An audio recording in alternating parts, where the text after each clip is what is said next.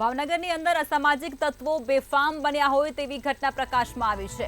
ભાવનગરમાં અસામાજિક તત્વોનો આતંક હજુ પણ ક્યાંક યથાવત જોવા મળી રહ્યો છે, ત્યારે વાસણઘાટ વિસ્તારમાં અસામાજિક તત્વનો આતંક સામે આવ્યો છે। પાઇપ અને ધોકા વડે ગાડીઓની તોડફોડ કરી નાખવામાં આવી છે। આ દ્રશ્યો સામે આવી રહ્યા છે, જેની અંદર અસામાજિક તત્વો છે તે બેફામ બન્યા હોય તેવું સ્પષ્ટપણે કેમેરાની અંદર કેદ થઈ ચૂક્યું છે।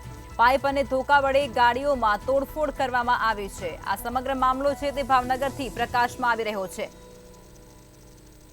સાથે જ 2 દિવસ પહેલા યુવક પર પણ હુમલો કરવામાં આવ્યો હતો, ત્યારે આજ રોજ ઈજાગ્રસ્ત યુવકના કાકાના ગેરેજમાં તોડફોડ અસામાજિક તત્વો દ્વારા કરવામાં આવી છે। 10 થી 12 વાહનોમાં ધોકા અને પાઇપો વડે તોડફોડ આચરવામાં આવી છે અને આ સમગ્ર ઘટના છે તેને લઈ અને સીસીટીવી ફૂટેજ પણ સામે આવ્યા છે, જે તમે સ્ક્રીન પર જોઈ શકો છો।